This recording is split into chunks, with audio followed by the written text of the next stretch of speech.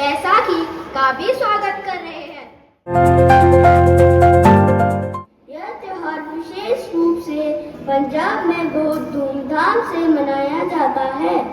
यह दिन किसानों के लिए बहुत खास होता है, क्योंकि इस समय उनकी गेहूं की फसल पककर तैयार हो जाती है। बैसाखी का धार्मिक महत्व भी है।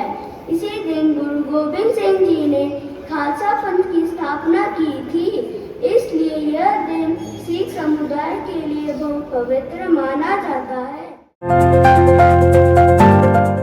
अम्बेडकर जयंती हमें यह सिखाती है कि हमें हमेशा सच्चाई, समानता और न्याय के रास्ते पर ही चलना चाहिए।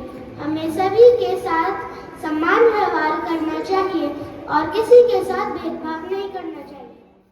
अम्बेडकर का ज्ञान उजाला, बैसाखी लाई खुशियों का प्याला। एक सिखाई शिक्षा का मान, दूजी भर दे मन में गान। समानता का दीप जलाए, मेहनत से खुशियां हम पाएं। अधिकारों की बात सिखाएं, खेतों में ना लहराएं। संविधान का संदेश महान, हर दिल में जागे सम्मान। किसानों की मेहनत रंग लाई, हर घर में खुशहाली छाए। आओ मिलकर वचन ये ले, सच्चाई के पथ पर हम चले। ज्ञान और श्रम का रखे ध्यान, यही है जीवन का सच्चा ज्ञान। Did you enjoy the assembly? Yes, ma'am.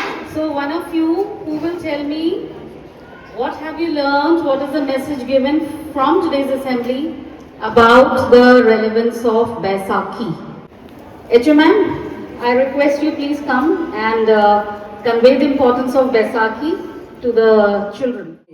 So Baisakhi is a festival of joy, gratitude and a new beginning. Why new beginning? Because it marks the beginning of harvest season. To pay gratitude to a farmer as well.